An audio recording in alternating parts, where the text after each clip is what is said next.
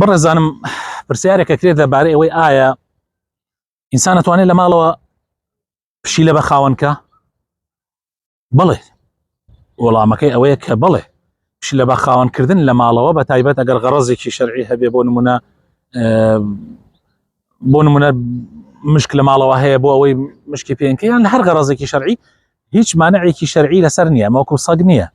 پشیلە جیاوازە لەگەڵ سەگا، بەڵێ، بەڵام بەو مەرجەی کەوا ئازاری نەدەی، بەو مەرجەی کەوا خواردن و خواردنەوەی پێ بدرێ وەکو پێویست، دروستە شەرعەن پشیلە لە ماڵەوە بە خاوەنکەی، و پشیلە پیس نییە. پێغەمبەری خوا صلی الله عليه وسلم فەرمێ إنها ليست بنجس إنها من الطوافين عليكم والطوافات، يعني پشیلە پیس نییە، بەسەرتانە دێت و ئەڕوا، بەسەرتانە ئەسوڕێتەوە، بۆیە بە هیچ شێوەیەک پشیلە پیس نییە. بەڵام ئەبێ ئینسان ئاگادار بێ کەوا پشیلەش طبعا ئەمەی کە من ئەیڵێم ئەمە لەسەر ڕەئی زۆرینەی عولەمای ئیسلام، لەسەر ڕەئی زۆرینەی عولەمای ئیسلام.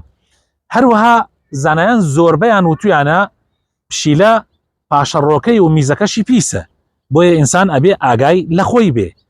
پشیلە پاشەڕۆکەی و میزەکەیشی پیسە، بۆیە ئەبێ ئینسان ئاگای لە خۆی بێ. گرنگ ئەوەیە کە پشیلە پیس نییە، دەمخاتە ناو شتێک پیسی ناکە، میزەکەی و پیسەکەی ئەبێ ئینسان، پاشەڕۆکەی ئەبێ ئینسان ئاگاداری بێت. غەیری ئەمە شەرعەن دروستە لە ماڵەوە هەبێ پشیلە، دروستە وەکو لایەنی شەرعی بە ڕەئی زۆربەی عولەما دروستە لە ماڵەوە هەبێ. ئیتر لایەنی صحیش ئەوە مەوزوعێکی ترە، ئەوە ئەهلی صحە ئەتوان قسەی تیا بکەن، بەڵام لایەنی شەرعی بەو شێوەیە کە عەرزتانم کرد.